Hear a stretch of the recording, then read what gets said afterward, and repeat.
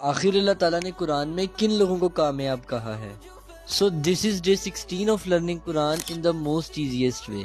کل ہم لوگوں نے ڈسکس کیا تھا سورہ بقرہ کے 13th رکوع کا سیکنڈ پارٹ، اور آج ہم لوگ ڈسکس کریں گے سورہ بقرہ کا 14th رکوع۔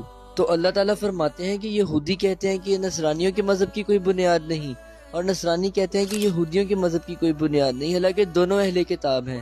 اور اب تو قرآن پڑھنے والے بھی یہ کہنے لگے ہیں، اللہ قیامت کے دن فیصلہ کرے گا۔ اور پھر اللہ تعالیٰ کہتے ہیں کہ جو لوگ اللہ تعالیٰ کے ذکر کو مسجدوں میں روکتے ہیں اور وہاں فساد کرتے ہیں وہ سب سے بڑے ظالم ہیں، ایسے لوگ وہاں داخل بھی نہیں ہو سکتے مگر ڈر کے ساتھ۔ پھر اللہ کہتے ہیں کہ مشرق اور مغرب دونوں اللہ ہی کے ہیں، تم جدھر منہ کرو گے تمہیں اللہ ہی دکھائی دے گا، اور اللہ بے شک سب کچھ سننے والا اور جاننے والا ہے۔ عیسائی لوگ کہتے ہیں کہ اللہ تعالیٰ کا ایک بیٹا ہے، لیکن ایسا کچھ بھی نہیں، اللہ کا کوئی بیٹا نہیں۔ اللہ تعالیٰ پھر فرماتے ہیں کہ ہم تو کن فیکون کہتے ہیں، ہم کہتے ہیں کہ کام ہو جا اور وہ ہو جاتا ہے۔